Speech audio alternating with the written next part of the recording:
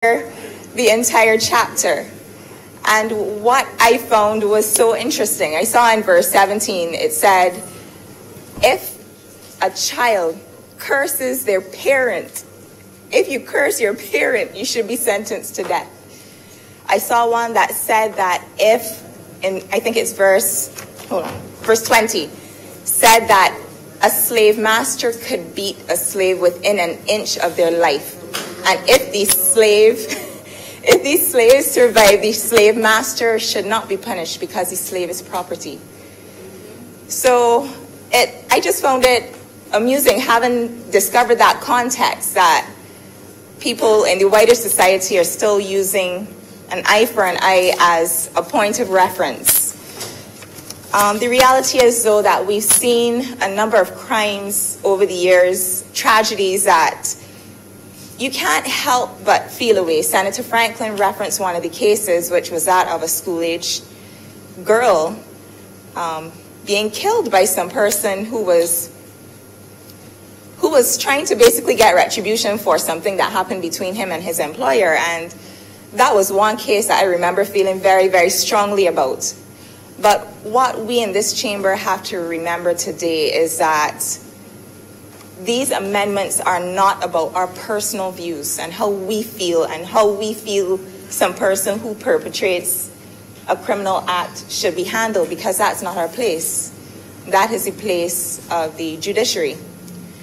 So we're here because, as it stands, the Offenses Against the Persons Act says that a person who is found guilty of murder shall be sentenced to death. And one of the things I've learned in my time here is that every letter of the law has a meaning. We in this chamber, those in the other place, cannot dictate to a judge what they should be doing. So one of the terms that we have heard repeatedly is rubber stamping. And as it stands, what is happening is that because we haven't given the judges the discretion to make a decision, we're prescribing a sentence and telling them that they have to do it. And I believe that that is what lay at what founded the basis of the decision of the Caribbean Court of Justice when they ruled in June. So I know that there was some statements made about the Caribbean Court of Justice and so on, but I would like to vouch for the fact that we as a country who have seen 52 years of independence could say that we have our highest court of appeal based in the region, formed by justices who have lived and experienced life in the region. Their context, their understanding of issues that people in the region experience, I think, would help to formulate their rulings in a way that I believe would be more sensible and more relevant than a ruling being handed down by the Privy Council. One of the other things that is important about the CCJ, I understand that having appeals handled by the Privy Council happen to be very, very expensive. Some of the other things that the CCJ has managed to do as well is that I'm aware that the case in June, there had like some kind of electronic hearing. Like, yes, you don't have to submit. They're supposed, wasn't it, could you watch it on video? As I recall, that was what happened. So we're actually seeing a more progressive way of handling the affairs of the court and the cases through the system. So I know Senator Franklin put some licks in them, but even though four countries have come on board and Antigua and Grenada have made their decision, I stand by the decision that our country has made, and the fact that in the last 13 years they have represented us well, even leading into elections with the decision that they made on the right of the Commonwealth nationals to be able to vote in the election.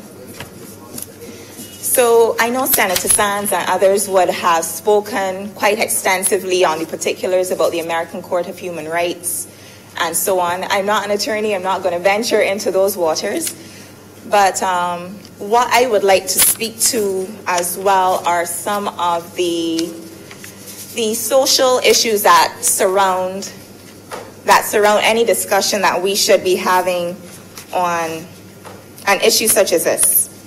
So one of the statements that Senator Franklin had made as well, I think, was that the government was being soft on crime. He said that it would appear that we were being soft on crime. Okay. But one of the things that we can all remember is the recent spate of crime in the north of the country, where we would have seen a spate of gun and gang-related violence and retaliations and so on. And we saw the swift action, actually, of the Royal Barbados Police Force, where they literally locked down the north, and they did what they had to do. They searched homes, and they found 4 persons who were wanted in connection with serious criminal matters. I think that is actually taking a tough stance on crime. One of the moves that we were also able to accomplish very, very early on in the administration, as Senator Drakes would have pointed out, is dealing with the backlog of criminal cases. So my research had led me to the fact that there are about 950 cases awaiting trial. And that 42% of the prison population are persons who are on remand, who are still awaiting having their cases heard. So the appointment of those 3 temporary judges is a move in the right direction. The Chief Justice as well, I understand, would have overseen a course held by the Jurist, I think it's called the Jurist Project, which had trained over 40 mediators. And the whole aim of that project was to have matters, if they could be settled out of court, handled by these trained mediators. And that project actually, I believe, was also birthed out of the Caribbean Court of Justice. So they have to be commended for that as well. Now I want to speak about a few other things, including education. So we have a situation where the United Nations Office on Drugs and Crime reports that there is a direct correlation between low educational attainment and a person's likelihood of perpetrating a violent act, including murder. So I found some stats on our secondary schools' performance rates. One of the statistics that I found shocking was that 28.14% of students are leaving secondary schools, and this is a regional statistic, not Barbados specifically, but 28.14% of secondary school students are leaving school without a single CXC pass. 21% of students are leaving schools without having, only 21% of students are leaving school having met the basic requirements for matriculation, which is 5 CXC passes. I don't believe that is a very, very high bar. But if you only have about 21% of children leaving school even being able to pursue or being able to be accepted to university, we really have to look at reforms on the front end rather than constantly spending on the punitive end. So one of the things that I was very happy about was the reinstatement of tuition fees for the UWI. One of the figures I came across was that there was a decline in enrollment by about 57%. These figures were attributed to the principal of the CAFL campus. And what she indicated was that 57% of students who had been accepted were not able to enroll. And at the time when the former administration had the policy in place where tuition wasn't being covered, they made the point of calling each of these households individually to find out why they weren't enrolling. And in most cases, financial hardship was cited. So to be able to have a situation where that 57% can now say, you know what, I had a dream of becoming an economist one day. I had a dream of becoming a physician one day. They'll be able to do that. The other thing I wanted to address was the situation that we're seeing on the blocks. So blocks largely are seen as kind of a hive for criminal activity. And I think that to a certain extent, not all blocks are the same, and not all can be fairly labeled as such. I personally know someone who was expelled from 2 different secondary schools, found themselves on a block, and they had a turning point in their life. And 7 years later, that person now holds an honors degree in economics. So these young people, many of them for different reasons. It could be issues related to their families. It could be related to failures in the school system. For some reason, they were failed by society, and we can't give up on them. They're people who may have intellectual gifts or other talents who, given the correct mentorship, who, given the correct training, may be able to change their lives. So one of the programs that I'm aware that the Minister of Youth Empowerment has brought on stream is that of the Building Blocks program. And what he is attempting to do is to pair these young men on the blocks with positive role models and mentors who can coach them, who can train them, who can help them to become more self-sufficient and self-sustaining, who can help them to gain respect through legal means rather than feeling like they have to gain respect through whatever is dictated by the gang leader. And these are all moves in the right direction. In closing, because I don't have a lot to say on this matter, but in closing, there's one other thing that I wanted to speak to on a personal note, and that is with regards to some of the work that I've been exposed to through the Sir Optimus International Organization. They have adopted the government industrial schools, and I've had the opportunity to visit on certain Saturdays with them. They're doing very, very good work, but right now the government industrial schools actually falls under the Ministry of Home Affairs. And we have to remember that these are still school-age children, and I would like to see them have greater access to training and formal education so that they too can be able to be better able to reintegrate to society when they have completed their time there. So with those few words, I'm obliged. Thank you, Senator Heinous. Mr. President, I beg to move that this sitting be now suspended for lunch until 2:30 p.m. The question is that we do not now suspend for lunch until 2:30. Honorable senators in favor, please say aye. Aye. Those against, ayes have it. Suspended until 2:30.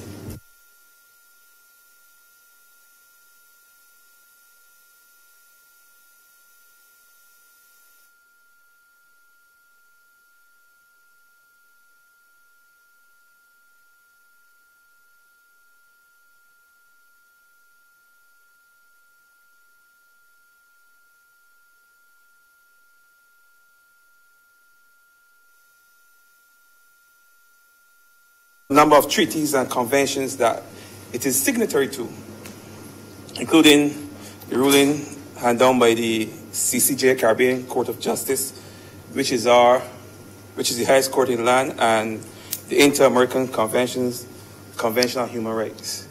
And it has been said here by at least 2 of my colleagues that our reason for being here today is not to abolish the death penalty, but rather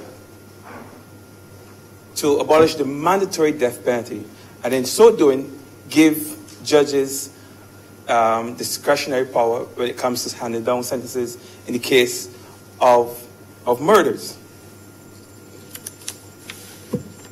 It must be noted, and I think that Senator Franklin would have alluded to the fact that there are some cases, some crimes that warrants the sentence of death, and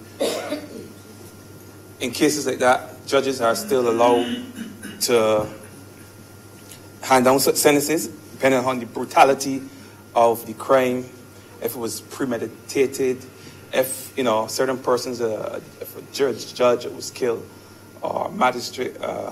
Persons of that nature,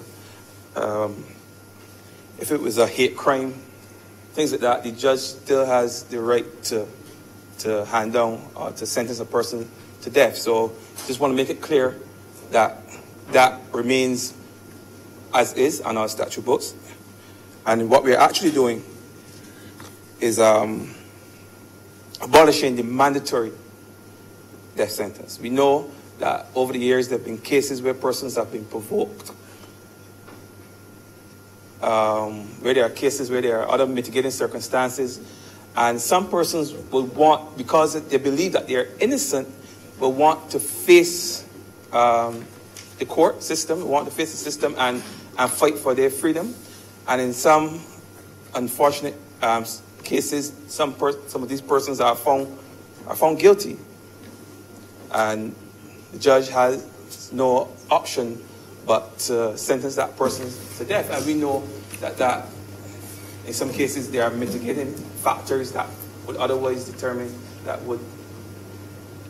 that person would probably warrant a lesser sentence. And we are giving the judges that discretion. But my focus this afternoon, Mr. President, stems from my experience that I would have had in the past, recent past, and something that Senator Walker mentioned earlier, where he said that there are currently 62 persons in prison sitting down right now charged with murder, and another 11 persons or so on death row. 62 persons, 62 more likely young persons charged with murder. And I'm concerned about these numbers. I'm also concerned about the seriousness of the crimes that they're charged with. Many of the young persons in jail. And one thing, let me start by saying I had the opportunity to work in the prison in 2016. And whilst there, I interviewed with work. I went there to work. Yeah, I did some research there in 2016. And one of the things I discovered was that a number of the prisoners that I would have interfaced with, I would have interacted with, who were charged with murder and other serious crimes, it was not their first offense. That murder charge, that gun charge was not their first offense. Many of them were in jail before on minor charges, would have done some time, came back out, still teenagers, and then eventually graduated into more serious crimes. Which brings me to something that was alluded to by both Senator Drakes and Senator Heinous. The high rate of what we call recidivism in our prison. I saw numbers being quoted from of between 40, I think someone alluded to 58%. I heard up to 68% of our prison population are recidivists. There are persons who have reoffended, who have been released, commit another crime, and found themselves back in prison. Now I ask myself, why? Why are these young people finding themselves back in prison? And I ponder it, and I think that there are a number of factors, but I'm going to address just a few of them this afternoon. I think a lot has to do with how we as a society treat ex-prisoners, how Barbadians treat ex-prisoners. When persons are released, they go to prison and they do their time, they're released back in society. In many cases, they are marginalized, they are alienated, they are shunned, they are stigmatized. Persons do not give them a chance. They don't want them working around their homes. They don't want them working in their business and their corporations. They don't want them around them, period. They're treated like subhumans. And the thing that we need to understand as a people, that when you go into prison, and you come out of prison, you have the same ambitions, the same dreams, some of the same responsibilities that you had when you went into prison. The difference is now that to finance those ambitions and dreams and responsibilities as a young man, to support that child that you have, that family that you left behind, becomes even more difficult for that young person when that person comes out of jail. But the ambitions and the dreams are still there. They still want to do something. They still want to be met. And the reality is, when you come home from prison, you don't stay in the house with your parents. You're gonna find yourself back out in the streets with your friends. And if you don't have a job, you don't have any means of supporting yourself, then you're gonna find yourself doing some of the same very things that you did before, that got you in trouble in the first place. And you may also come to realize after trying to get work or trying to find, some guys actually try to engage in their own businesses, that people don't necessarily care as much about you after as an ex-prisoner and as you were as they care about you before. As an ex-prisoner, they care less about you. And you find that persons tend to, if they don't care about me, then I'm not going to care about you neither. And I've heard a young man, he was not even an ex-prisoner, but he said that if he doesn't find any work, he's going to go and snatch somebody's purse. He told me that. He said, "Spray, if you don't find work, I can snatch somebody's purse." This was a long time ago. I mean, fortunately for that particular young man, he found work very shortly after. But I know that that kind of mentality exists. And it's even more difficult for persons coming out of prison. If they can't find any work, they're not going to think twice about snatching somebody's purse. And that's when the graduation in crime happens, where, as I was explaining to Senator Drake on my way in, you might go there set up to snatch a purse, but the person might fight back. And that's when it evolves into possibly a murder. That's how it happens most of the time.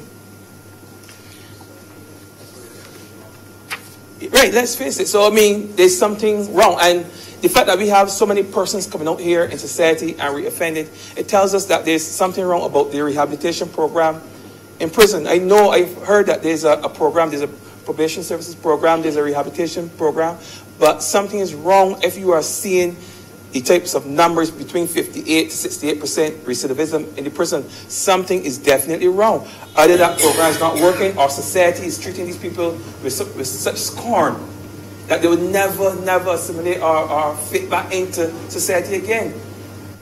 And I often tell people that when these guys come out of the prison, they're not going to go and break into each other's homes. You know, they're not going to break into other ex-prisoners' homes. They're going to break into our homes. So when we shun them, when we don't employ them, we give them, well, I wouldn't say we give them, but we create a situation where they may find themselves breaking into our homes, the gainfully employed persons' homes. So by avoiding them, we actually hurting ourselves too. If you understand what I'm saying. It's a fact. We as a society need to be more forgiving.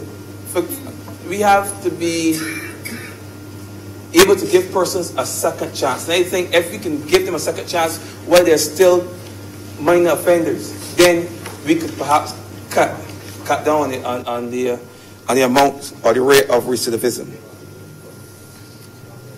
Treat them as people. But it goes further.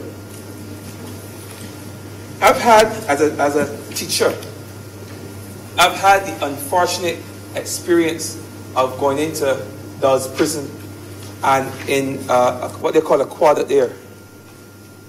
I will call it a cell for the time being, but they refer to it as a quad. I saw 5 students, 5 young men that I either interacted with or taught when I was a teacher. 5 in one space. 5, and I think 3 of them were charged with murder. It's the worst thing that you as a teacher will want to experience.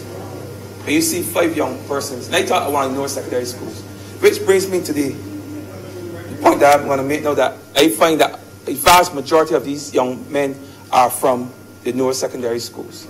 And I'm glad to see that the Ministry of Education has taken some steps to rectify some of these problems. Because many of them were not academically inclined. I interviewed 50 persons, and of those 50 persons, one single man who was in his 50s told me that he had a CSC, or that he had CSCs. One single. Of the other 49, not one single CSC. And they came from the schools that we had. They came from St. George, Parkinson, Frederick Smith, Graydon Seeley, Darrell Jordan. Those schools, Grantley Adams, those are the schools they came from. Which tells me that we need to address the problem there. I didn't meet anybody from Combermere or Harrison College or none of those schools. Not to say that there weren't persons from those schools in prison, but I didn't meet any. No, Caswell was not there. I'm glad that the ministry has taken steps to address the imbalance when it comes to academia and technical and vocational training, because some of these guys need another track of learning, of instruction, and that's why I think that one of the major stakeholders in all of this, because as we said, we have to address the problem at the front end. If we can get them some necessary skills, some competence, some skills, some training, maybe perhaps they will not have to resort to crime when they leave schools, because in many cases they come out of schools, they can't get the CSCs done, they didn't pass anything, so they don't have any skills, employable skills that they can use to make a decent living, so that's why they're basically forced into crime. And I explained the cycle before, so I'm glad that at least education see that the introduction of these CVQs and such like in schools will assist in that regard. And I would want to see a similar program being introduced in the prison as well. As far as I know, they teach English and maths in prisons. And perhaps they could introduce some of these CVQs in the prison system, so as well when these persons come out, at least they have those skills and certification, not just the skills, because I'm sure they are taught skills in prison, but certification. So along with that, the certification and a different attitude from society towards these persons, I think will go a long way in decreasing some of these cases of recidivism and perhaps cases of murder as well. Because as I said, it's a gradual step. Most of the persons who are charged with murder have been there 2 or 3 times before. I've also had, and speaking about society and person, we need to understand. And it was said in prison by a prisoner that I spoke to. It was said by one of the wardens as well, that we need to stop looking at these young men, these prisoners, as monsters. And it may seem strange, or a strong word, monster, but I assure you that people sometimes see them as monsters. And when we were going towards the prison, there were 3 or 4 of us in the vehicle, and we knew that we had to interview prisoners. And the discussion in the vehicle centered around the fact of security. What kind of security will be in place when we get to the prison?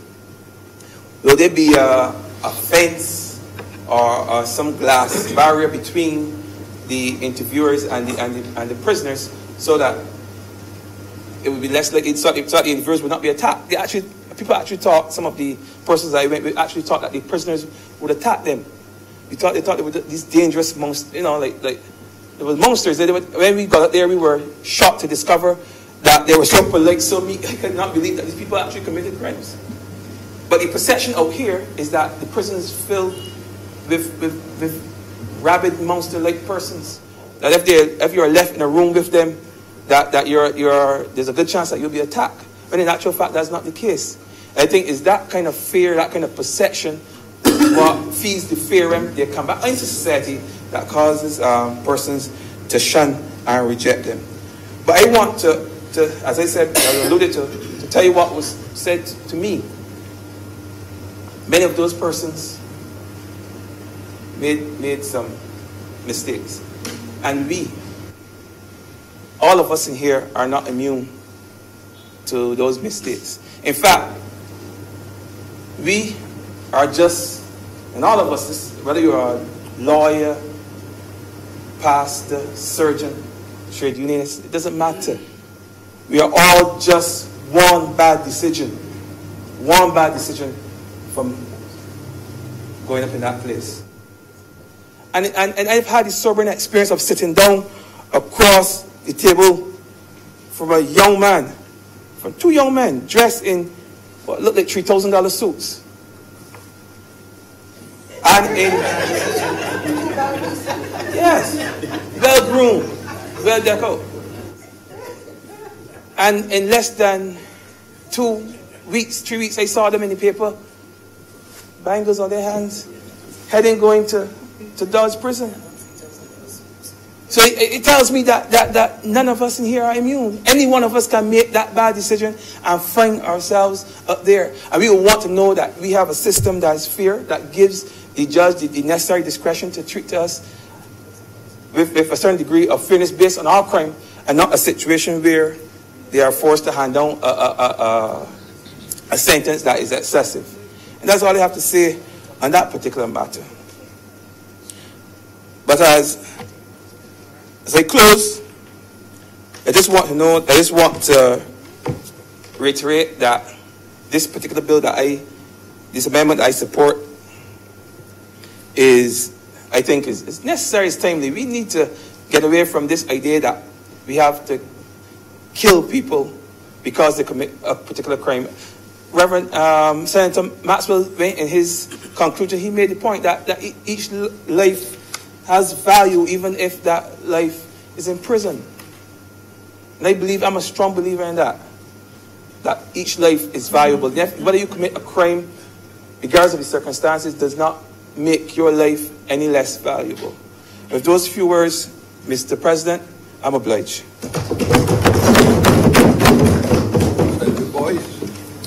Thank you, Mr. President.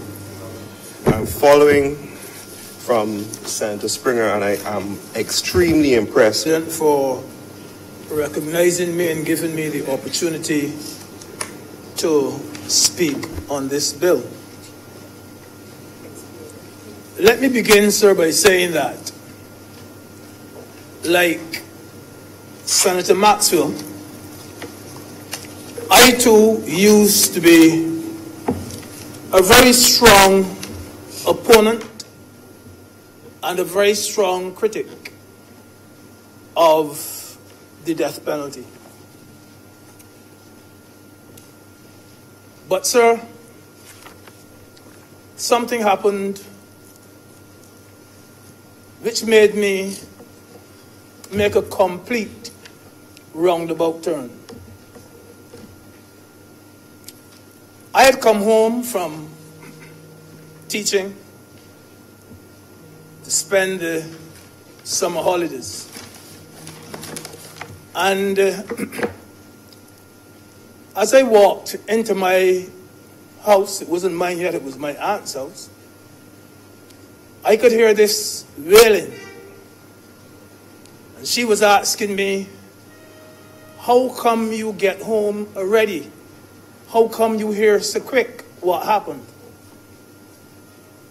I said, I haven't heard anything. What's happened?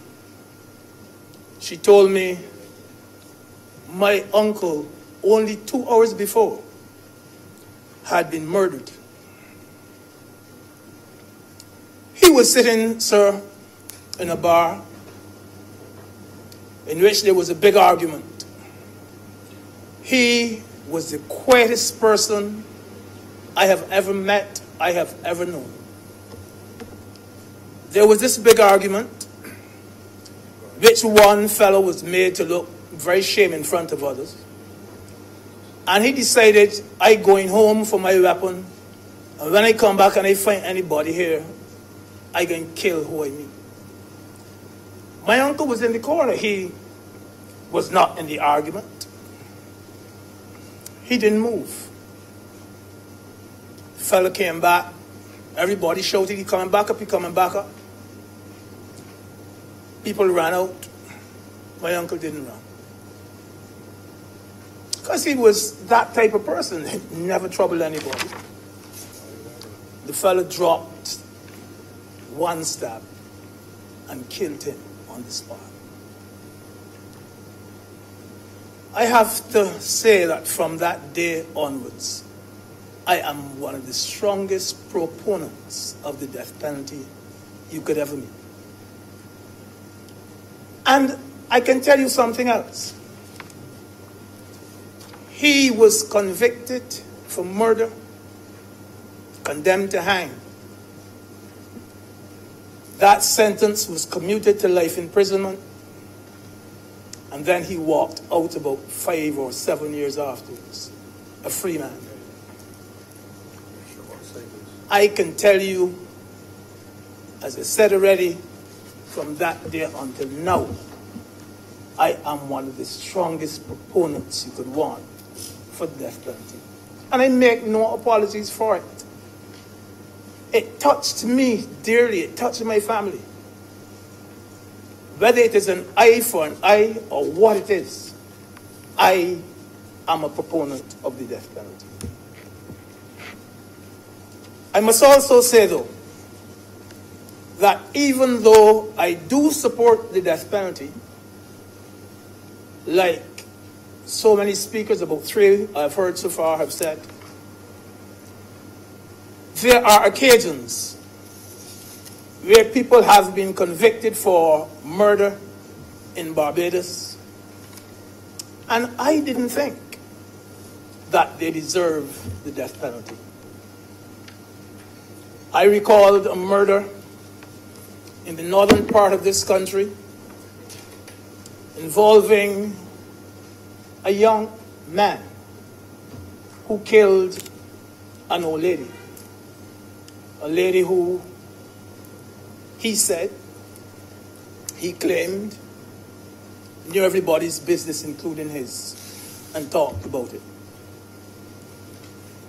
And he waited on a day when, as we would say in Bajan, she was in her ground, working, and he killed her. Not knowing, of course, that someone was in their ground too that could see him. Eventually, he dug a shallow grave. He got a friend of his, dragged the lady, put her in the shallow grave, covered her, and so on. And when the trial, the case came up, he was convicted for murder. Not only him, but the friend that helped him drag an already dead woman and put her in that grave was convicted for murder. I didn't think that the second fellow deserved it. There are other occasions too. There might be occasions where they've learned of something that happened in St. George, where there were 3 people to do a robbery. 2 went in to do the robbery, 1 carried a gun. 1 shot the man, after being told, don't shoot, we got the money.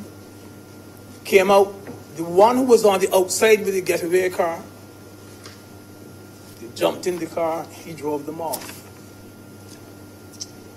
All 3, including the man with the getaway car, were convicted for murder. And this was a time when murder meant death. When murder meant death. So yes, there are times when, even though I'm a proponent of the death penalty, that I felt that we were just being a bit too harsh on certain people. Now, let me say at this stage that if we really think about it, we would realize that in our lives, there are many aspects of everyday life which we have already put into categories. You would have heard Senator Springer just now. He was speaking of the schools. Without our knowing it, we have actually put those schools in categories. We have put hotels in categories. We talk about a 1-star and a 2-star and a 3-star. We have our hurricanes and so on. We've put them into a category 1, a 2, or 3. Even sickness, from the common cold to cancer, and even within cancer we have stage 1 and stage. If we really think about it, our life has really been categorized for us. And the list goes on. And I say that, and I begin there, because the purpose of this particular amendment that we are dealing with is to bring us in line with other jurisdictions in the Caribbean that already believe and already accept that indeed we do have different grades of murder, and that all homicides should not attract the death penalty. You've heard from Senator Walker today that we, like Trinidad, we are in violation of the conventions. And even though we did hear from Senator Franklin that some of our ministers go overseas and they sign up and they don't know what they're signing to or signing to, this is not true. This is not true. We are trying to bring Barbados in line with other CARICOM countries to do what we consider to be absolutely necessary at this stage. As I said, there are different grades of homicide, different grades of murder. And this idea, though, is not a novel idea. It is not novel. Because you would know, Mr. President, that from very early, the law recognized that certain homicides would not have attracted the death penalty. The law realized, sir, that there would be certain situations when, in the heat of the moment, a person would understandably do something, commit what we would call, sir, a crime of passion. You will commit a crime of passion, which was a defense to murder. In other words, sir, your mind, in the actual heat of the moment, would be incapable of cool and calm reflection. You would have had no premeditated plan to kill. Your rage, sir, your temper would get the better of you. And the law recognized that and said this particular killing, it could be a defense against murder. Now, sir, the most classic example that you could draw would be a man coming home to his castle and he finds something going on in the bedroom. Not two men, no. I mean his wife and her lover. That's what I mean. And in the heat of the moment, what is there the fellow will use, whether it be a knife, a gun, whatever it is. And as I said, that one, the law said, no, that is a crime of passion. And it was so termed. Of course, everybody is not the same.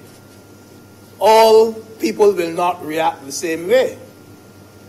When I was at school, I remember the chap who sat beside me, he told me of the same incident happening with his uncle. And he said, you know what my uncle did? He went in the next bedroom, and in 10 minutes' time, he was fast asleep. Everybody can't do that. Everybody can't do that. 10 minutes time and he was snoring. Now,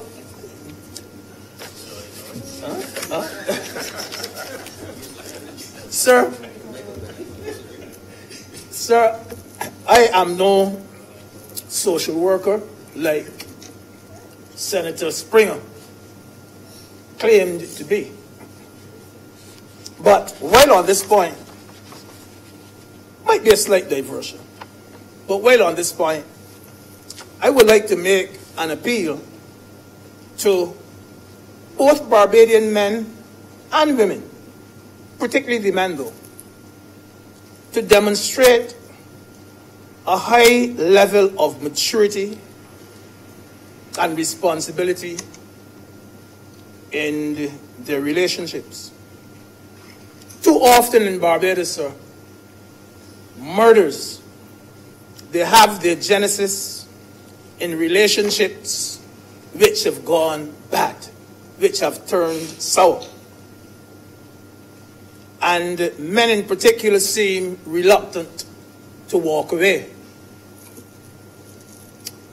Much of the problem, to my way of thinking, sir, comes, sir, from what I call perceived ownership.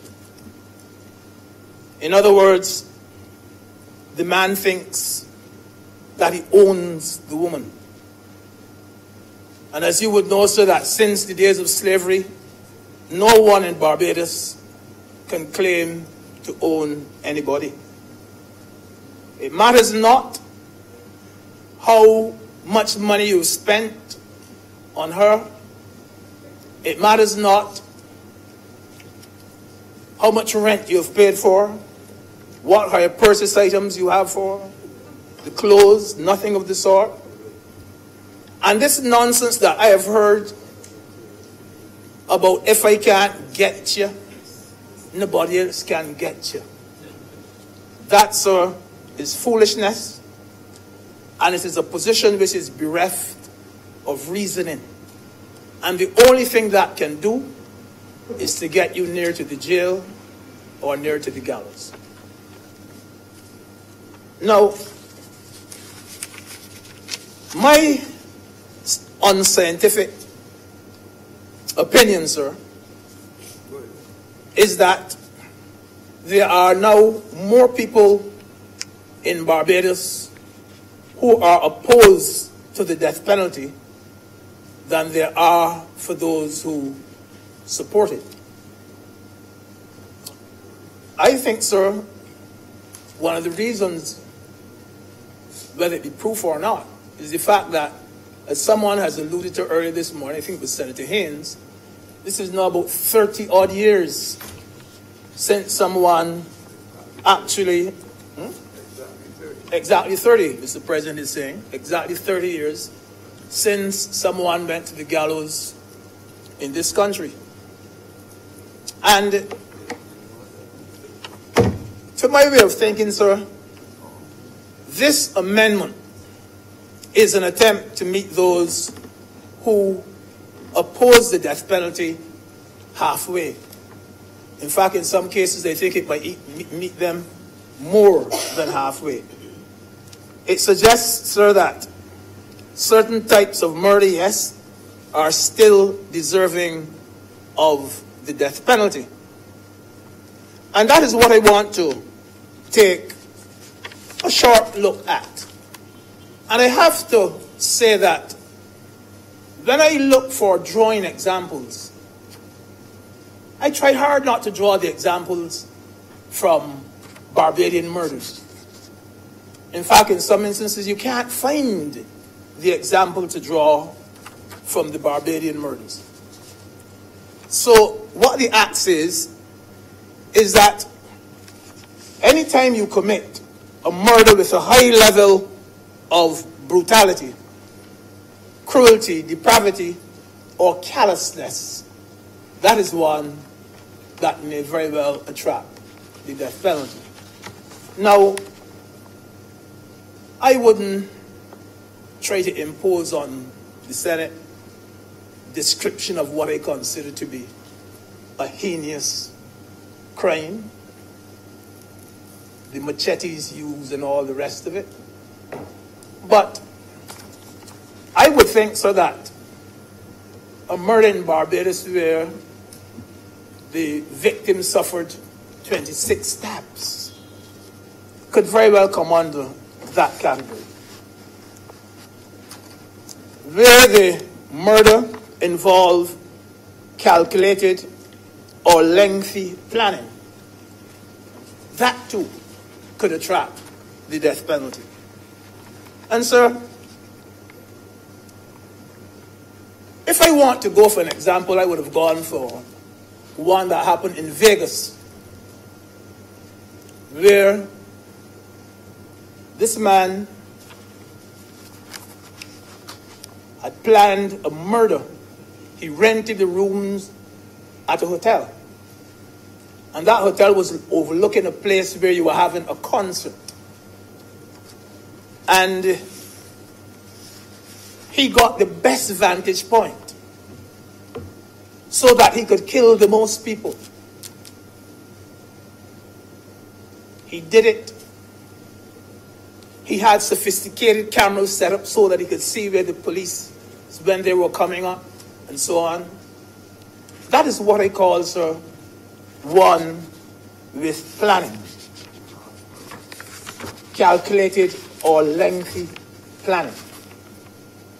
But thankfully, you have to go to Vegas or out of Barbados somewhere to find the example.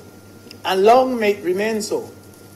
Although, of course, I don't want to get into the habit of saying that it can't happen in Barbados or that it would never happen in Barbados.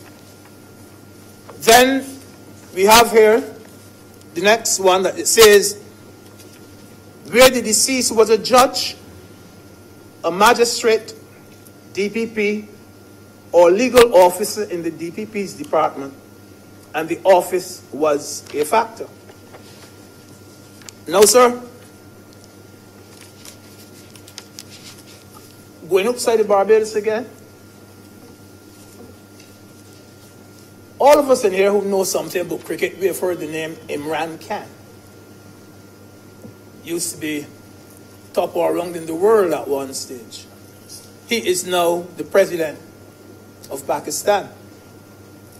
And only a few mornings ago, he had to appeal to the whole of Pakistan for calm and quiet. Because there's a lady called Asia Bibi who is a Christian. She's a Christian. And she had made comparison between our Lord and Savior and the Prophet Muhammad. And she was jailed for blasphemy. She was sentenced to death for blasphemy. And her lawyer appealed. And he won the appeal. Now, the entire Pakistan virtually was in an uproar. She should be there condemned to death. And the last thing I've heard is that the lawyer had to escape from Pakistan. He's now in the USA, UK, seeking asylum, yeah. And that the people are still up in arms calling for him, and they're calling for her. But more importantly, they're calling for the judges who made the decision to acquit her. They're calling for the judges. You see, to them, it is not a matter of what the law is.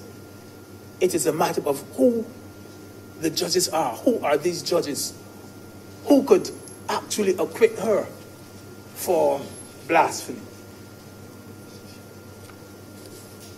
And sir, not only that, as you would know, in places in South America and Central America, where the cartels and the drug lords are more powerful than the politicians or the judiciary. The judges there live in constant fear. You don't have to draw any examples here in Barbados where judges live in fear. Not at all. But don't say it will never happen. I remember when I used to be in the Untouchables tent. In fact, when we had a tent called the Untouchables, best tent ever. St. Philip tent. Judges used to go to the Calypso tents in Barbados. You know, judges are that free in Barbados. They go to Calypso tents. You know, judges go to church. We see judges in the supermarket.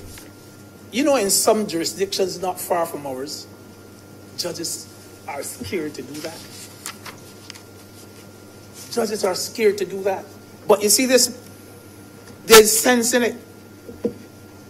The deceased was a judge, a magistrate. There's sense in it. Don't say it can't happen.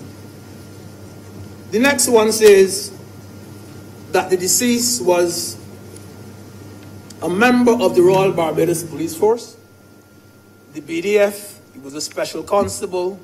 He was a prison officer. So once again, what it is saying is that if that is the person who has been murdered, then it's quite possible that the death penalty may attach itself to that murder. Again, sir, I have to emphasize the fact that this change of approach to murder does not apply to Barbados alone. It applies to our neighbors as well, and we must never close our eyes as to what happens next door. Only last week, sir, only last week, the Commissioner of Police in Trinidad literally had to read the Riot Act to Trinidadians, telling them that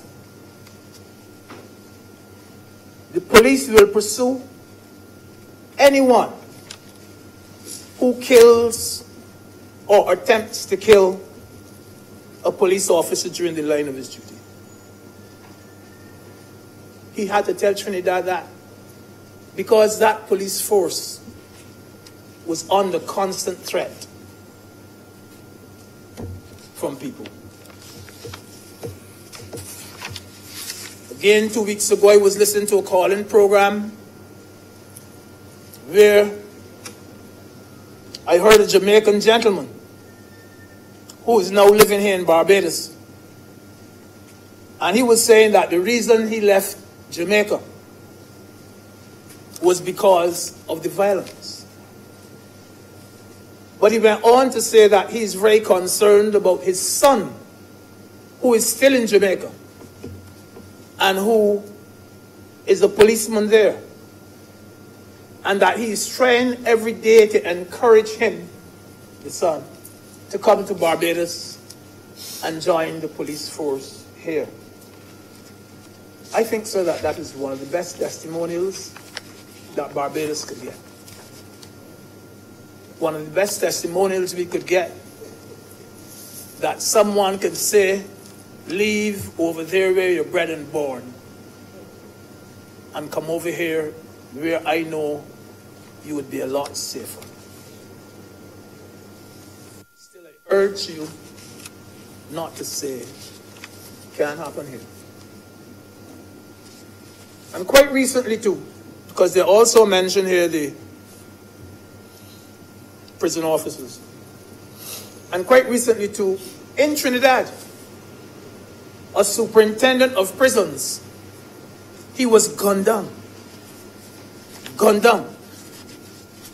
And the president of the Prison Officers Association in Trinidad, he said that for the past, I think it was past 10 years, that 20 prison officers had been murdered.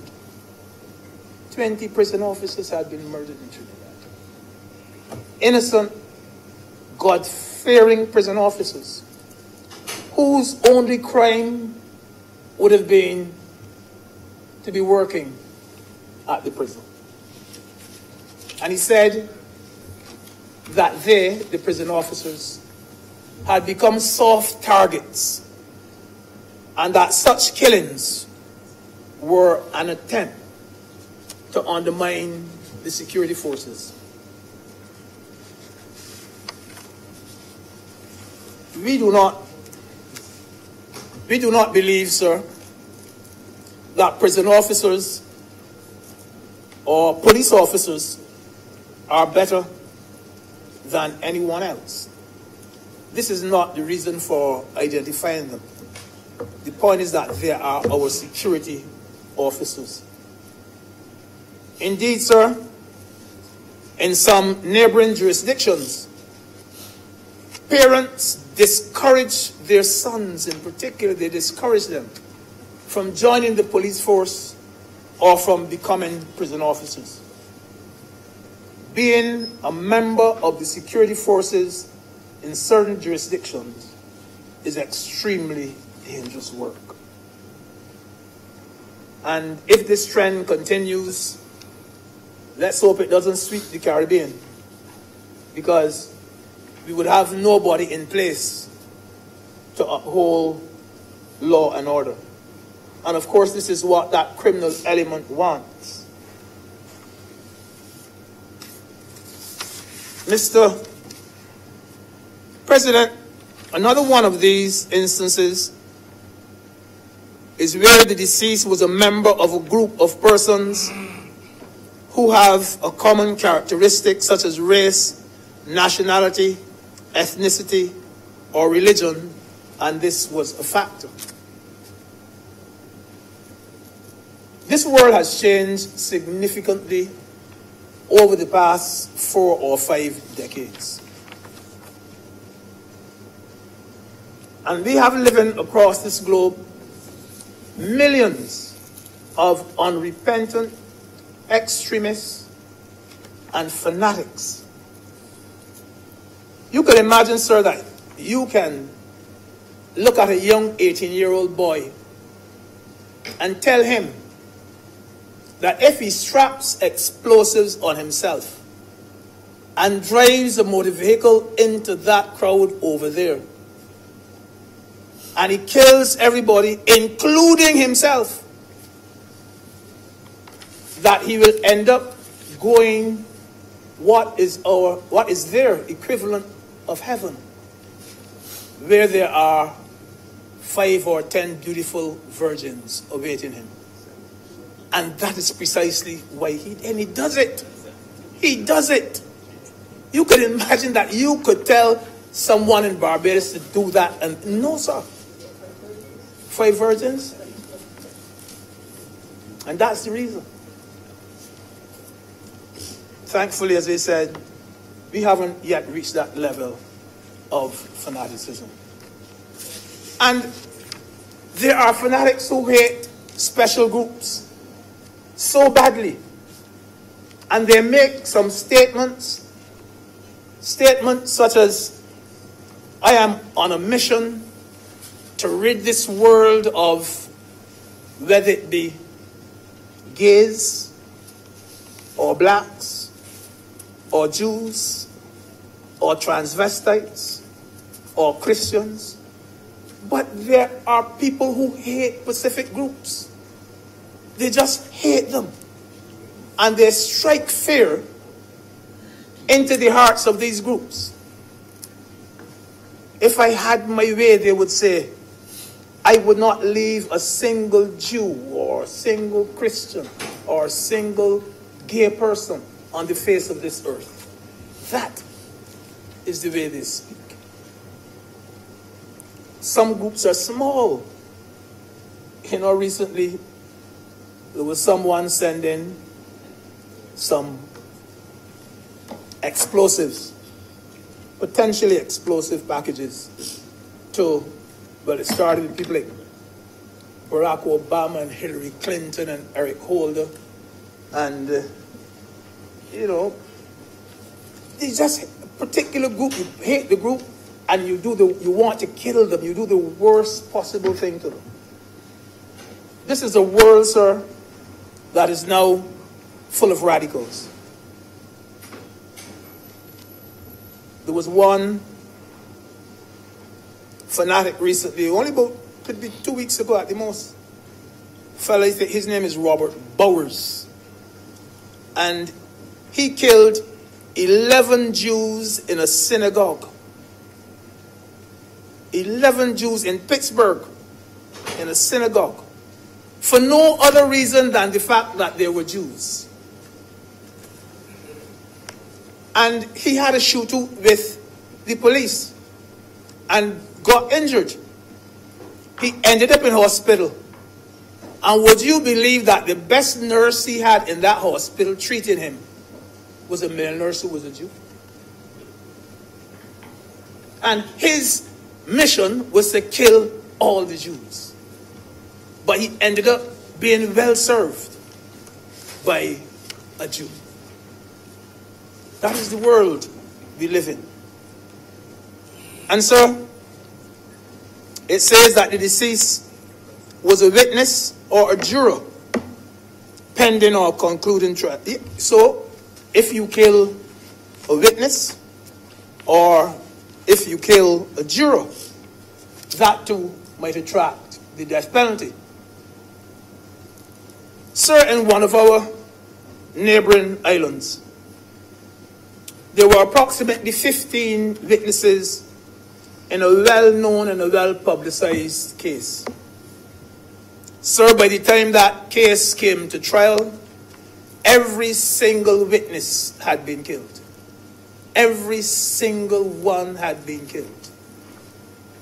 Murdered. I say again, sir, that thankfully, we have not reached that stage, and long may it remain that way. Where the jurors are concerned,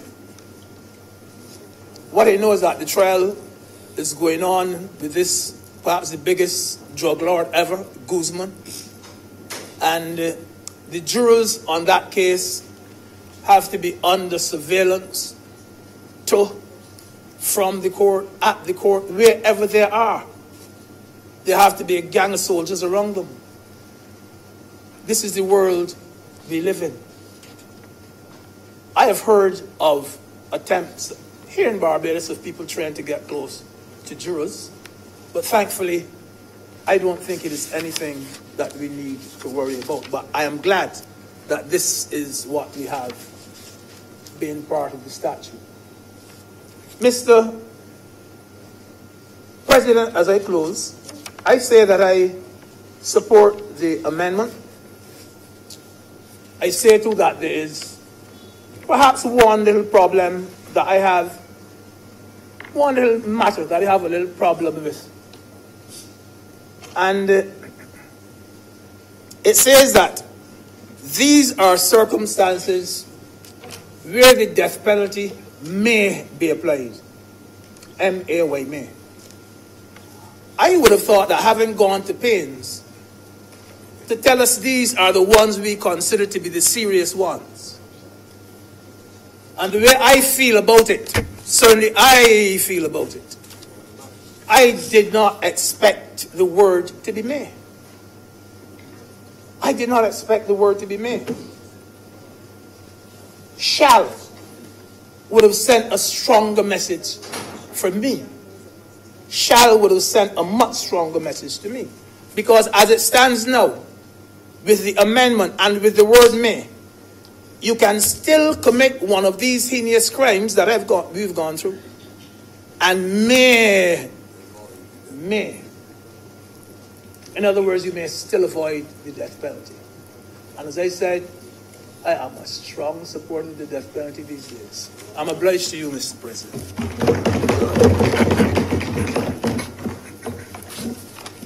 Any more, please? Good afternoon, Mr. Speaker. Sorry, Mr. President. Good afternoon. I rise to lend my voice to this debate. I am a little hoarse, but I had a few things I wanted to say, so I decided that in spite of my voice level and hoarseness, although there are 3 doctors in the chamber, so maybe next time I will not be as hoarse when I do rise. Barbados is traditionally a place of law and order. As my colleague said just a few minutes ago, we have not reached the same place as many other jurisdictions. Yes, we have murders. I am told there are about 20 odd murders or so each year in Barbados. One murder is one murder too many, so we really would not like to have any at all. But it's a reality. And the reason for that, there are many reasons for that. But let's just say that conflict resolution is always a difficult matter. And people oftentimes are not able to solve issues that confront them. And they then resort to some of the most basal aspect of celebrating that then oftentimes results in what we see then as these murders. Someone asked me a couple of weeks ago what I thought about what they perceived, this was a journalist, as upsurge in violence in young people. Because there were some things circulating showing school children involved in all sorts of violent behavior. Some of it was current, some wasn't. And they asked me what I thought, and if I thought that there was an issue, and if there was, in fact, upsurge in violence amongst young people, school children. I told him I'm not sure if it is any greater than it had been in the past, but I do notice it now, being in a situation where I get it, where the opportunity to see it is there. And they then asked what I thought were some of the reasons for it. And I said one word: the adults. So they said, the adults? I said, yes, the adults. Children are children, and children will always be children. They're not anything else like some of the people have said about them. They're just children. And because of they're of a certain age and of a certain psychological development, their behaviors then would not necessarily be as measured or as an older individual. But when you have situations where adults are going on to school premises and grabbing children and assaulting them, little children, primary school level children, adults going there and thinking it's okay to resolve their displeasure about a situation that may happen by assaulting a 9-year-old child. It's clearly not acceptable. When you have other adults going on to other school premises and attempting to assault or behave in violent type behavior, that's also not acceptable. Because when young people see adults behaving in this manner, they then see that as a way to resolve their conflicts. I really believe that we need to take stock as a nation and look at how we ourselves approach conflict to understand that our own methodology of doing so will result in what the generations to come do in resolving theirs. A couple months ago, about that now, I was going home from work one evening, and I saw a man being assaulted, hitting the back of his head in a gas station with what I thought was a little axe. 2 men in a fight. It wasn't an axe though, it was actually I think it's a hatchet. It told me it's something that is used by masons when they do their work. Yeah, a hatchet. But you know, when the police asked me what happened, I described what I saw, and that's what it looked like to me, because I don't know anything about masonry work. But nevertheless, to me it was stunning. These two men talking, all of a sudden there's a fight, and next thing you know, one is on the ground, me lying flat on the ground, and he's hitting the other one in the back of his head. Well, you would know the rest of it. Everyone's scattered out of fear, etc. But one or two people stayed to assist him until the ambulance came and the police arrived to take him away. They told me then that the two men were, the following day, intoxicated. They had too much to drink, but they were friends. And even though they were friends, because they were obviously drunk and not in, and I think the lawyers here will call it diminished capacity, the two friends end up in a violent confrontation. Now, when you think of these things, he didn't die, but had he died, then how would his friend feel when he's now sober?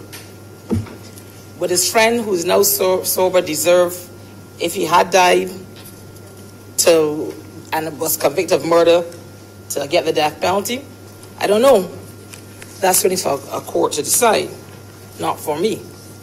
But these are real life things that I'm here talking about today. Recently, someone threatened me on WhatsApp. I was stunned that you threaten people.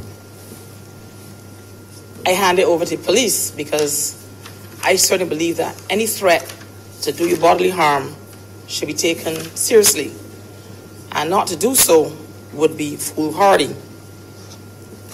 And then recently here again, as I was involved in my duties within government, I had to go to a government department because this department was involved in the layoffs, the retrenchment of government employees. And one of the workers at a very senior level in the department was threatened, again by WhatsApp, because a lot of people who want to threaten to do you bodily harm or to kill you, they like to use what do we call it? The cowardice of hiding behind social media, a cell phone, WhatsApp, in order to strike fear into individuals. And the poor lady who they threatened, she was obviously quite distressed and very upset because she is not doing anything besides her job. And then, not satisfied with threatening her, they then threatened her mother. Now, why would you threaten the mother of a government employee doing her job? It makes absolutely no sense. Why does this occur?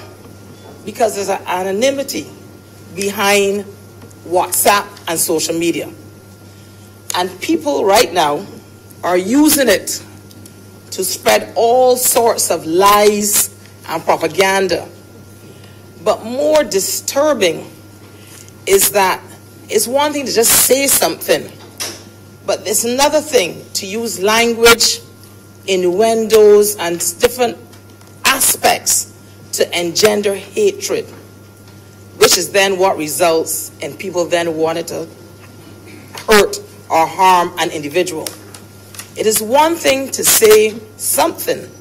It is another thing to change the language to ensure that you send a message of hatred so that people will then want to engage in inappropriate behavior of wanting to do people bodily harm.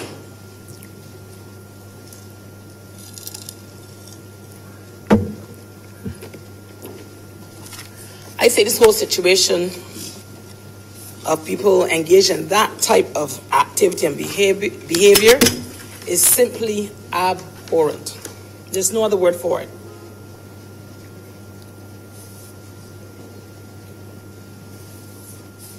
We really need to take stock and introspect and think about some of these true incidents that I've just described that are currently taking place here within the last couple of weeks. Nevertheless, this debate is about the death penalty, the removal of it as a mandatory sentence. Unlike my colleague on the other side who spoke earlier, I have complete confidence in the CCJ and our legal system. I know Senator Franklin did express some reservations about the legal system. Mr. President. However, there is no perfect system in life, but the Barbados legal system has been held locally and abroad in high esteem. It has been considered to be one of the best systems worldwide.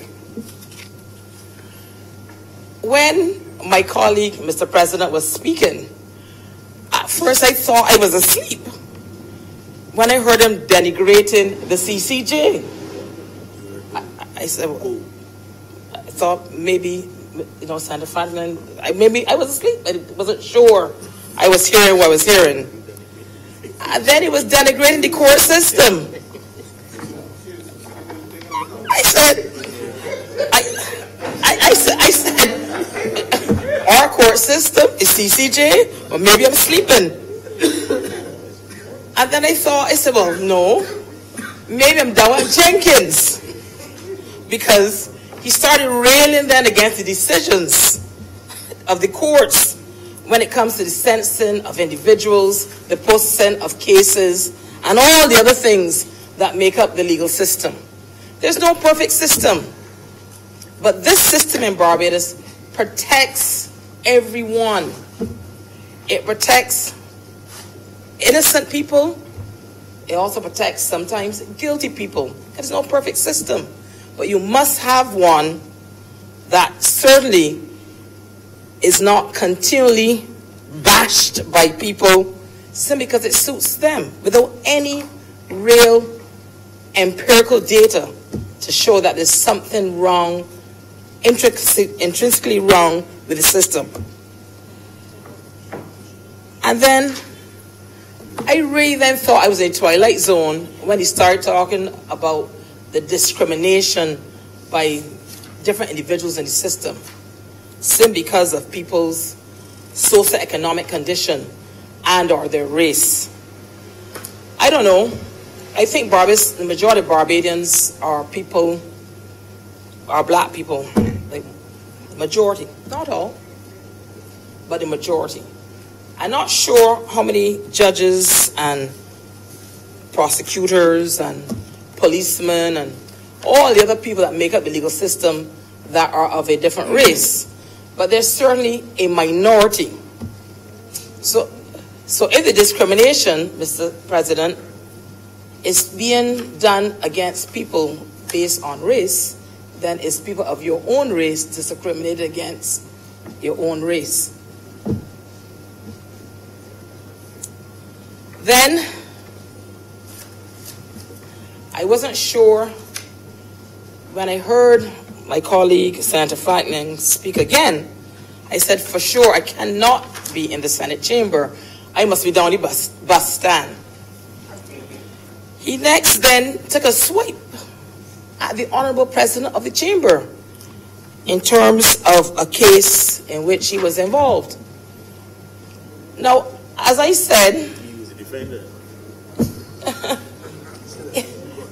as I said just now, when we as adults, for whatever reason, just decide to behave in a certain way, denigrate things, what then message are we sending to people out there?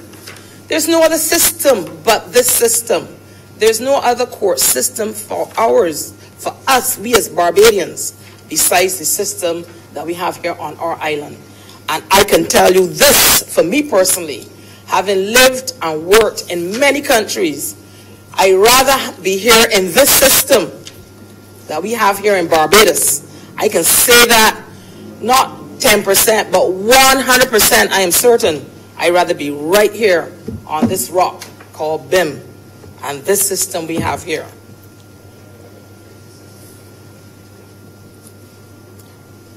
Now, I then thought about it, and I realized then part of the problem, Mr. President, why sometimes people make comments. You know, sometimes people who are like paralegals and so on, they become a little confused with the magnitude and the complexity of trying to grasp the procedures that are required for adjudicating certain legal matters. They may not have the necessary training. Who's this? People who make comments about issues, legal issues, without empirical data to try to denigrate an entire system. Barbados is a mature democracy, and Barbadians are primarily mature people.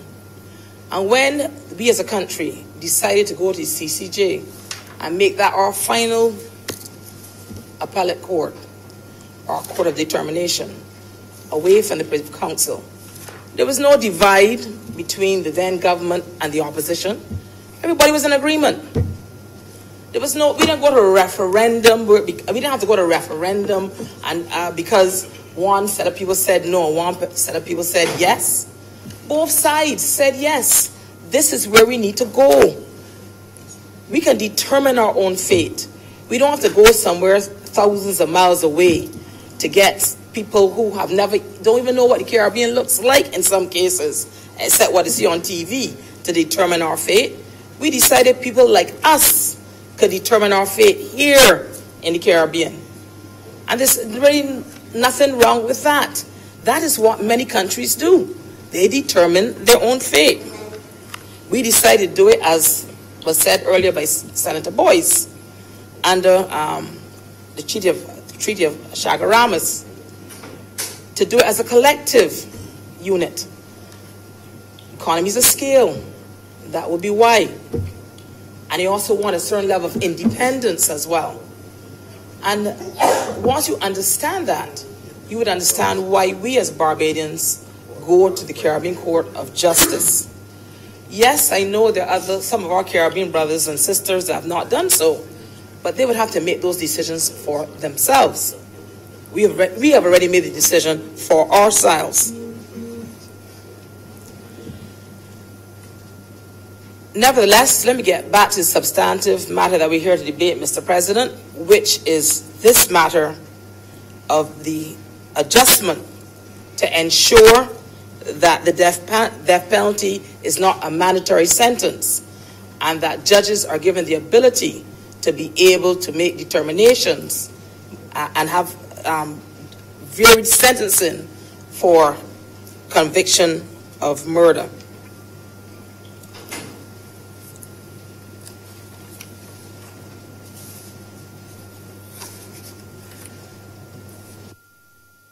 When you consider that aspect,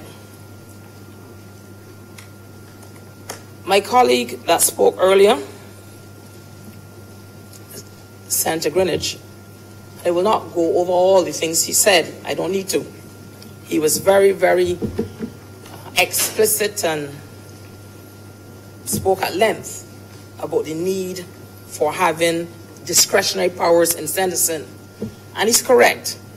Every time someone commits an offense, especially murder, you must have the ability to not have a mandatory sentence because of all the other aspects that may be involved as to why, when that murder may have been committed. And so that's why I am in 100% in agreement with the amendment to this act.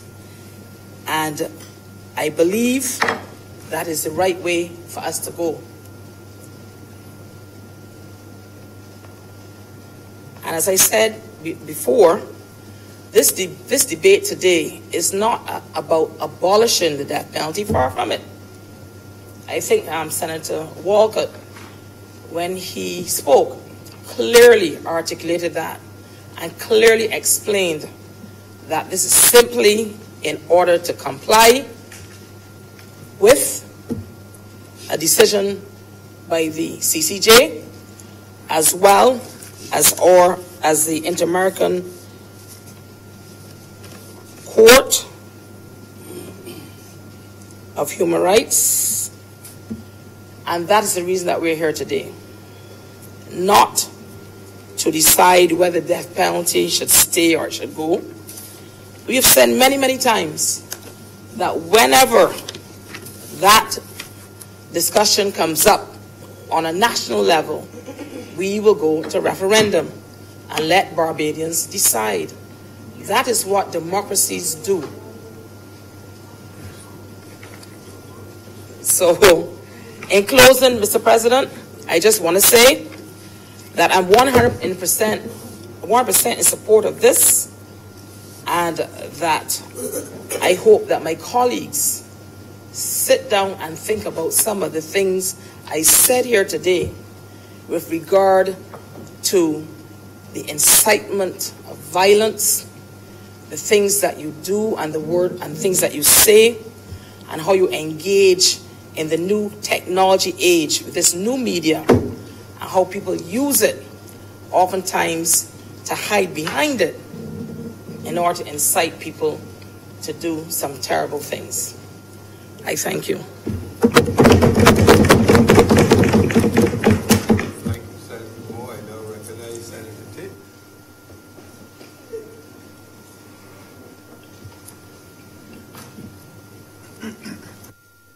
Thank you, Mr. President. Mr. Deputy President, there are those who also said that the death penalty imposes an irrevocable sentence so that if we make a mistake, there is no do-over.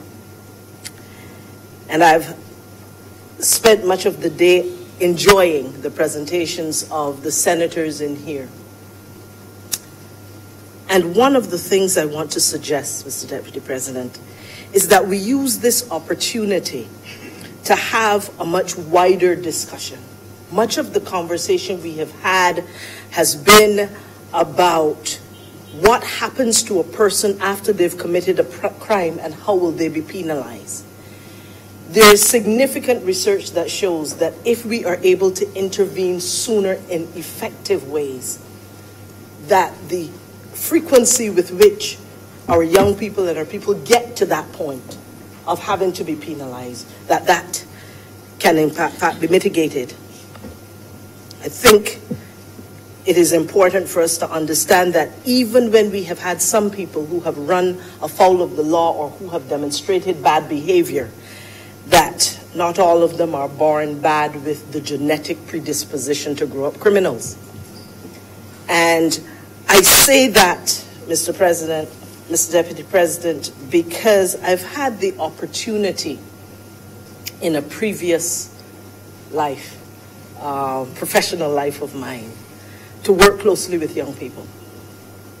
And I've also had the opportunity to speak with police officers and others who work very closely with young people who can sometimes become the subjects in the kinds of amendments we are now talking about to this legislation. And if you would permit, just for me to link what we can do if we are able to create a primary diversion up front, if we are able to provide second chances with redirection to those who show some bad behavior early, and what we can do with proper behavior modification. Mr. President, I would like perhaps to share just two examples and ask my senators to indulge me. Just two examples of things happening right here in Barbados, where we have seen results that are encouraging, that help us to head off some of these young people from heading down the road where they will end up part of the penal system. As you would have heard some of our colleagues say earlier, there is no system, no program indeed, that is perfect. And none of these two is. Not one of them is. However, I wanted to share with my colleagues some work that has been done by the Royal Barbados Police Force with regards to the Juvenile Liaison Scheme. It is a program that works with young people up to the age of 16 who either have been referred to the Juvenile Liaison Scheme because of behavioral issues. It could be, you're not behaving well, you're not coming home, you're being rude, you're giving your parents trouble. Or who have had some minor criminal offenses. You went in a store and you robbed a purse. You took up a purse, it was your first offense, you were young, etc. And what that program does is that it takes these young persons who are very early in going the wrong way in their antisocial behavior, and it puts them through a 6-month supervision and counseling program. It also offers them some assistance in terms of behavior modification. There is also a parents' forum, understanding that sometimes when you see a problem child, they're probably dealing with a problem environment, and that the parents too have to hold some responsibility. So some support is also given to the parents through the parent forum. There is also the opportunity for parents or schools even, or even the criminal system to refer candidates to this particular scheme. And of late, what we have seen, I wouldn't even say just of late, we have seen that the police officers who have charge of this program are not simply waiting for referrals to come to them, particularly from the school system. They are reaching out to the schools, having conversations with the principals, and seeking to put things in place before it reaches that point. I shared that program to say that there have been some encouraging statistics that have come out of that. The last statistic that I am told by the responsible persons that's reliable in terms of tracking persons from that program was back in about 2010. And at that time, it showed that close to 80, that only about 20% of the young people they were tracking actually found themselves back in the system after going through that program. Basically what that is saying is about 80% may have been redirected through that. Now, I accept that the studies may not have been as scientific, and I would suggest that more longitudinal studies be done to be able to track these persons after they've gone through the program to truly understand their impact. But simply from these simple statistics that I have seen, here is a program that intervenes before they get into the penal system in a significant way to help. Another program that has been instituted right here in Barbados is the Prince's Trust. There's a team program also that is being run. Barbados is fairly new into this program, and in fact we have now run about 4 cohorts, starting with anywhere about 12 to 15 young people at this time. That program is for 16 to 25, so after you would have passed through the juvenile scheme, here is a program that captures persons who are in the 16 to 25 age group. It's a 12-week self-development program, and it is targeted for at-risk. At-risk being defined as not in school, not engaged in employment or in any self-employment business, whether they're employed or in their own business. Now, there is a residential component, and there's a community project component as well to this. And I believe that some of my colleagues may have heard about some of the work this program would have done at St. Elizabeth in terms of building the park, etc., getting these young people engaged in meaningful, structured, and supervised activity. Now, coming out of that program, which is fairly recent for Barbados, started I think around 2016 or thereabout, the reports that I am getting is that some 70% of those who complete the program either go back to school, go to vocational education, or they go and they get a job. Now, there are many other programs I can talk about where we are seeking to create that primary diversion before. One of the things, but I will stop here because I know that it is late in the day and many of you will want to go a little earlier today. But what I want to say also is that programs like these can also benefit from further studies that help us to understand the phenomenon that's called peer contagion. The peer contagion, whereby there's evidence that supports that the influence of peer relationships can be significant in terms of growth of problem behavior in youth. And what we need to understand, and I do not think it is sufficiently well researched in Barbados, is the conditions under which these peer contagion effects are most pronounced. And with that evidence, inform our own programs using mind, brain, and behavioral sciences as the underpinning science that informs them. One of the things we want to understand is how best we will be able to serve our young people encountering deviant behavior, particularly in the 4 key institutional settings in which we encounter high risk and delinquent behavior: in education, in mental health, in juvenile justice, and at the community level. I submit, Mr. Deputy President, that this is a conversation that is worth us having. These are studies worth doing. This is evidence worth having. There is tracking of these young people who go through these programs that's worth doing, so that we can truly understand how we can head off the problems before our young people reach the penal system. And the connection, therefore, I believe is obvious of that. It is in the interest of the people, the young people especially of this country, that I appeal to all who are here to continue to give resources of time, of money, to volunteer, to be part of these programs. We all talk about what ought to be done. It is important that we all, at whatever level we can, seek to get involved, to be part of the solution before our young people get into the penal system. And so in support of this bill, Mr. Deputy President, I offer my support because the amendments reserve our right as a country to choose to keep the death penalty on the books or not. The amendments give our judges options in sentencing. And these amendments bring Barbados in compliance with the ruling of the CCJ, which, whether we like it or not, is the highest court of judgment for this country. With these few words, I'm obliged to you, Mr. President.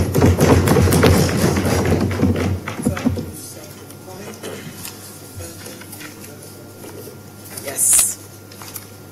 I recognize Senator Holder. Thank you, Mr. Deputy President. I assume that this is the penultimate presentation this afternoon. Against that backdrop, I do not wish to detain the chamber too long, but I wish to make a contribution in light of earlier submissions, particularly that sought to quote the sacred text. Now, Mr. Deputy President, I get the sense that we all agree in this chamber today with the proposed amendments. I don't think that when the question is put, there will be any needs. We are all in agreement. I am particularly pleased that a lot of my colleagues, I dare say, I don't know, I can even see on the other side, because today they're definitely not there's no other side today, Mr. Deputy President. There's one side today. And some of the other persons even commenting about Senator Franklin, I said to someone earlier, just leave him. He will soon come. He's going to soon come to Christian understanding. And we'll see him also showing his real colors, his true colors, very shortly. So there's no need whatsoever, Mr. Deputy President. But I want to begin by referencing a quote from Martin Luther King Jr. at the height of the civil rights movement. He said, "It is true that the law cannot make someone love you, but it can stop them from lynching you." And I reflected on that quote, and I said to myself, there's so much truism and such a profound message in that. The law cannot make anyone love you. But in his situation, he was advocating that with the right legislative provision, the law can protect persons of his race, I believe at the time, from being unfairly and unjustly treated. And therefore, this took me to what I consider to be the foundation really for these laws. We all agree. When we look at our history, I believe the leader of government business took us back this morning.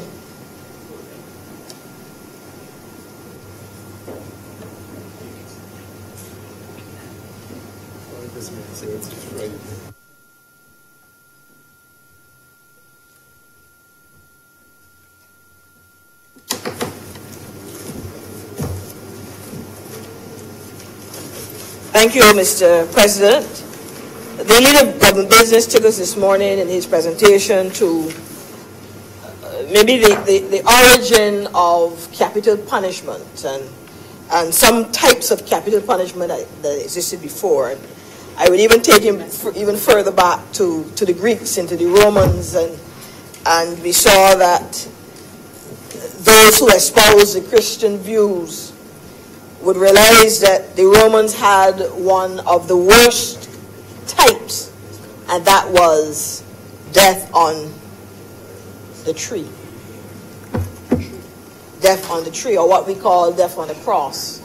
It's really death on the tree, but we refer to it as death on the cross.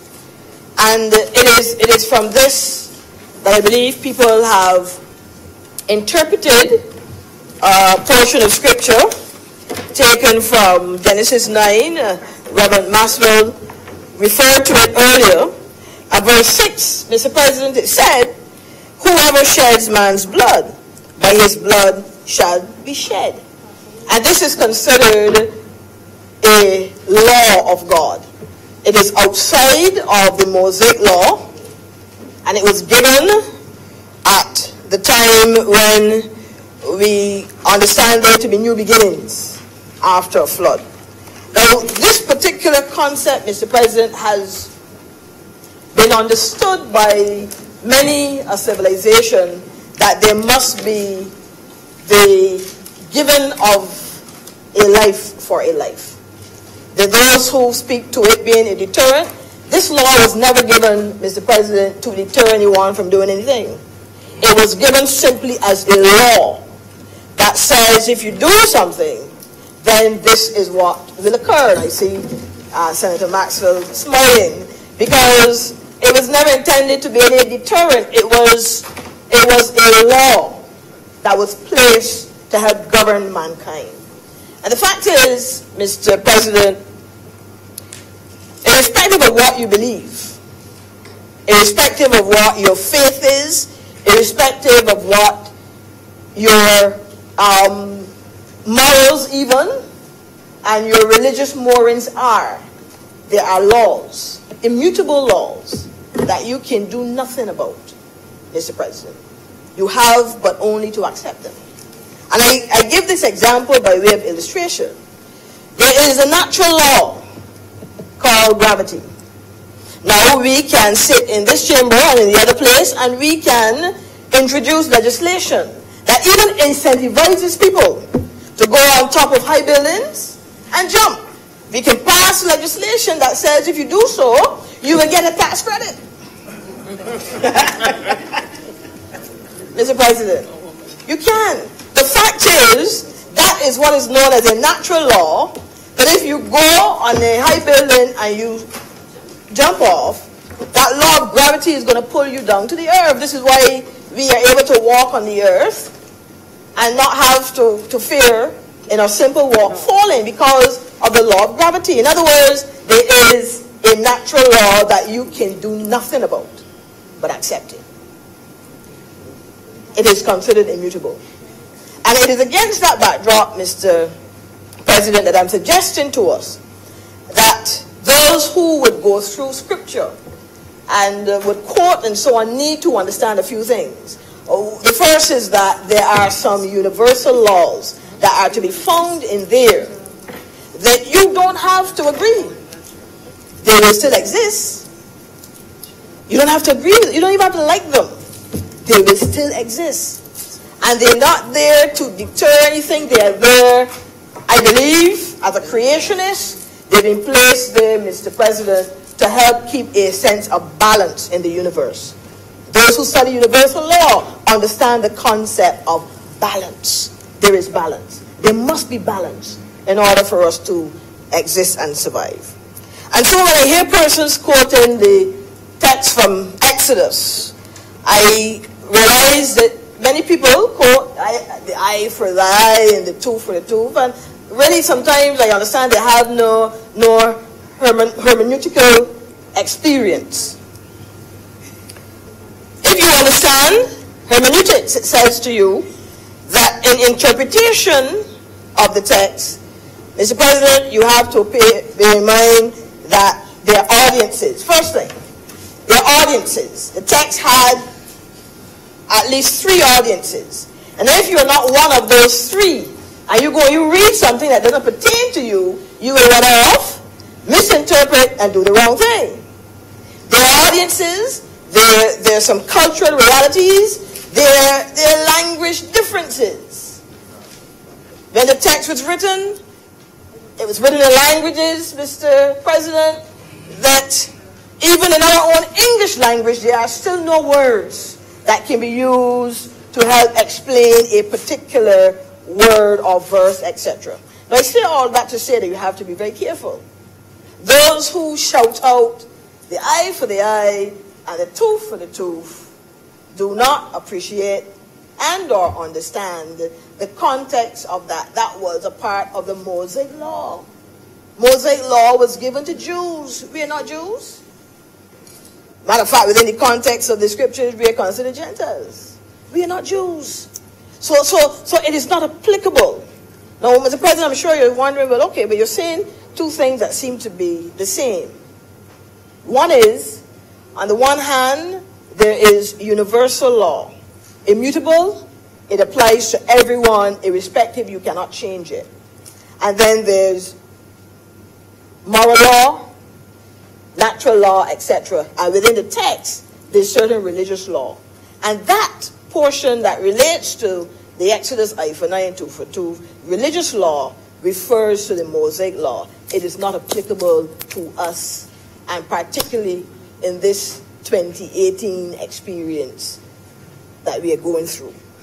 So with that short background, the question then is, how do we interpret what we have been doing today relative to these pieces of legislation that seek to look at removing the mandatory death penalty?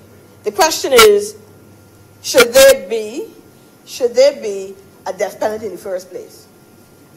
Mr. President, unlike my colleague, Senator Maxwell, I personally agree with the view that there must be some form of capital punishment, primarily because it is required by divine law.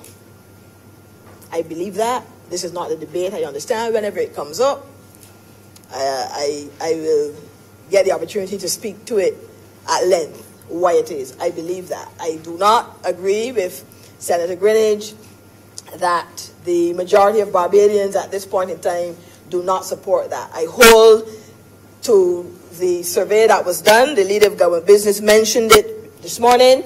Unlike others in this chamber, I believe that Cadres is a credible pollster. And so I think that if they would have done some research just last year that showed that even though it's declining, still the majority of Barbadians support capital punishment. It is, Mr. President, a part of the divine law given to us. However, while we interpret that and understand that, along the way, the Creator himself has given us the opportunity, Mr. President, to apply that concept within our societies, within our civilizations, according to the degree of activity. And this is where I think the issue is for us relative to this debate. The degree of activity. You ask me, well, what are you referring to? Again, another section of text, this time from Joshua. Here's Joshua 20. And here's Joshua 20 introducing, in the first couple of verses, he says, "Then the Lord said to Joshua, tell the Israelites to designate the cities of refuge as I instructed you through Moses, so that anyone who kills a person accidentally and unintentionally may flee there and find protection from the avenger of blood." Now, what is the concept? This was introduced on the law, yes, but there's a concept that is applicable to us, and that is that the Creator has said that he's going to make provision, he's going to allow for provision for degrees of murder, degrees of homicide, etc. So this piece of legislation, in my view, is in sync, Mr. President, with the intention, I believe, of our Creator. That just as there was the city of refuge, there were 6 cities in Israel and Judah that the Levites had responsibility for. 6 cities that allowed persons to run to and seek asylum from the avenger in the event that there was accidental death, in the event that there was manslaughter, etc. They could have run to these cities of refuge and find asylum. Now, in interpreting that, it tells me that given our judges the flexibility to apply the penalty is in sync with what our Creator would have it to be. It is in sync, Mr. President. Now, the truth is, what I would have loved to see is that we were able to define maybe the degrees of murder. And what do I mean by that? I am an ardent fan of detective pictures. Mr. President, I love CSI, I love Law and Order, FBI, etc., etc. I love them. I love to sit and watch, and I believe now that I can speak with a level of certainty that within about 10 minutes of the picture, I can determine who the murderer is. I can determine that within about 10 minutes of watching the picture. Right? So I love these. But what I find, what I've taken note of, is that you would always hear the prosecutor in particular speak to first-degree murder, second-degree murder, murder in the third degree. And depending on the ability to prosecute and be able to charge an individual based on any of those degrees, then the sentence is applicable. Mr. President, I would have thought that we would go there, and that we would have gone there to at least look at having degrees of crime and be able to classify them accordingly and as a result, have then our judges so armed with that legislative provision that they can apply the appropriate sentence based on the degree. Now, if we do, that is great. But that, I think, ought to be maybe another discussion if we have not been able to put that in place. That is where I think we ought to go. But for sure, Mr. President, giving our judges now the provision to assess, analyze the evidence, and is not bound, it is not mandatory that the death penalty applies, I think is a step in the right direction. We heard from others today speaking of the social issues and so on, but I thought it necessary. See, our chambers begin, you know, with prayer, we begin referencing scripture and so on. That's because we're all creationists, because we understand that there is a supreme being. And if that is the case, then we want to know that when we sit in these chambers to pass laws, that we are doing so conscious of the laws that he has given us to follow in the first place. So, Mr. President, I want to conclude by suggesting we are on the right track. This indeed is in sync with the laws that we have been given by the one who created us. And so I support the amendments, the removal of the mandatory death penalty, and as I said, I call at some point in time, Mr. President, that we look, if we haven't already fine, I didn't see it in any of my readings, but we look at different degrees of crime that would allow for the different kind of penalties and so on to be applied. With those few words, I'm obliged.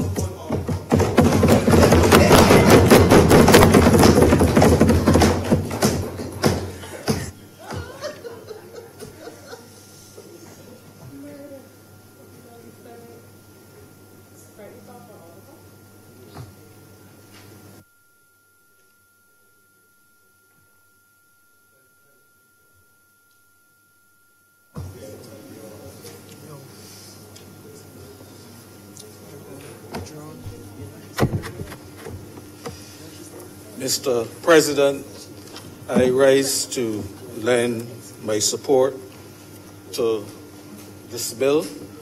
I shan't be long. I promise you I sense a certain level of tiredness around the table, not because of the debate itself, because I think it was a very robust and about debate. I want to thank all of the honorable senators who spoke in this debate for their contributions, their valuable contributions. It was indeed a full and frank debate. We've had some very interesting perspectives in terms of the matters before us today, especially from the honorable leader of the opposition. And suffice it to say, I believe we've covered all of the areas that we were supposed to cover today. I have commend members for indicating their support for the bill. And I look forward to having this matter these matters resolved as quickly as possible. I believe it was mentioned by a number of senators in terms of the number of cases that remain outstanding to be resolved. And as I mentioned earlier, in terms of those for murder and manslaughter, certainly since June to June, we were hamstrung by the ruling of the CCJ, and this would certainly allow us to move forward in terms of those cases particularly. I should mention, and I believe Senator Drake's mentioned it, in terms of bringing on the proposal to bring on additional temporary judges to try to fast-track the process in terms of criminal cases, and also in terms, we speak of criminal cases of over 1,000 outstanding to be dealt with. And so we're looking to push this process forward. Members would also be aware that on the order paper stands an item to be debated in here, the Law Revision and Reform Bill, which I'm sure a number of honorable members and potential draftsmen will have, legal draftsmen that is, would have the opportunity to really show us their merits or demerits. Mr. President,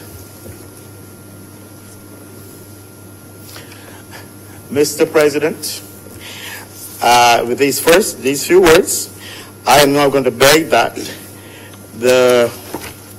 get the correct title, that the Offences Against the Person Amendment Bill 2018 be now read a second time.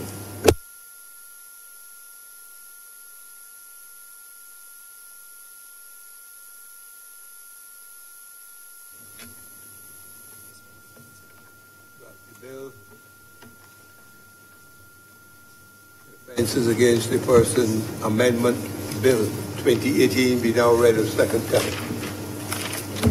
All honourable members in favour, please say aye. Aye. Those against, please say no. I think the ayes have it. Mr. President, I beg to move that Your Honour. We have questions. Okay. Also, for the clerk or the deputy, the clerk himself, as you're aware, is away.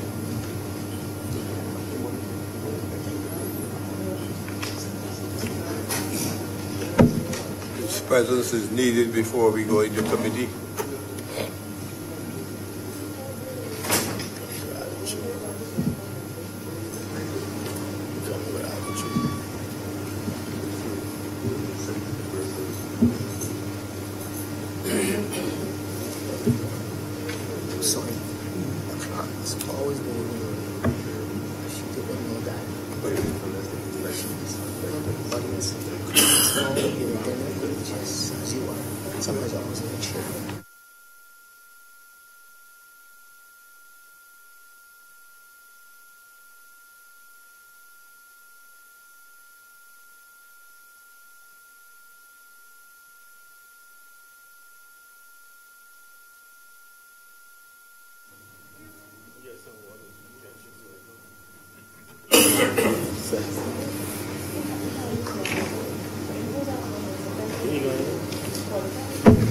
You leaving?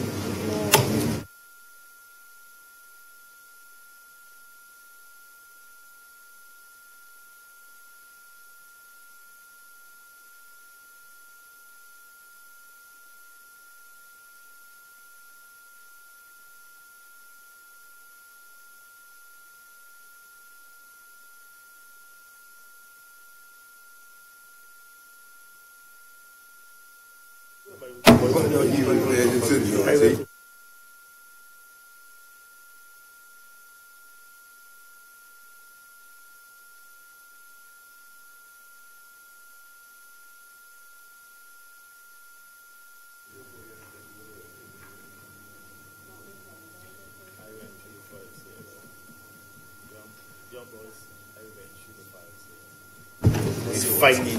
It was fighting. So what? They don't know how you're basic information on replay. That don't mean that it's supposed to be Mr. President, I beg to move that Your Honor do now leave the chair and the Senate resolve itself into committee for further consideration of this bill. Question is that the bill under consideration be now committed to the committee of the whole Senate. All those in favor, please say aye. Those against, please say no. I think the ayes have it. I now give to the chairman of committees. I think I should stand there by all. Yeah,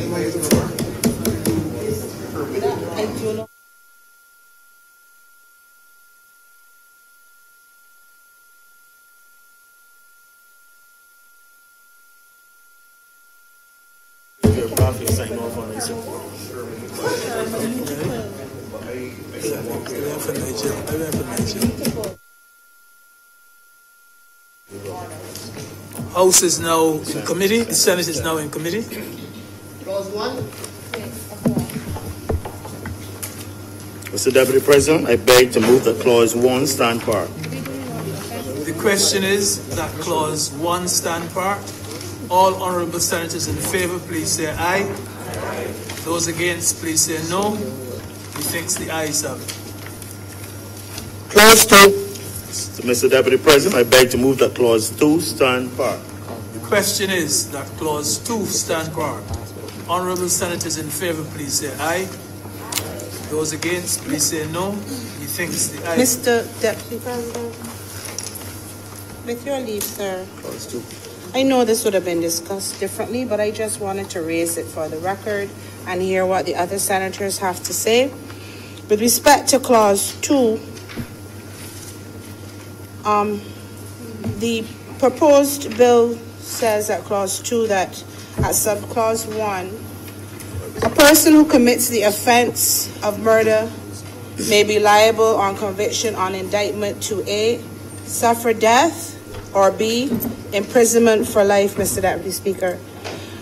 I have a slight challenge, though, and I thank Senator Franklin for bringing it to my attention. Subclause 6, sir, goes on to say, where the court in sentencing a person convicted of murder does not impose the sentence of imprisonment for life, the court shall impose a term of imprisonment having regard to the guidelines set out in sections 39 and 49 of the Penal System Reform Act, Chapter 139. I'm wondering, Mr. Deputy President, whether by virtue of the fact that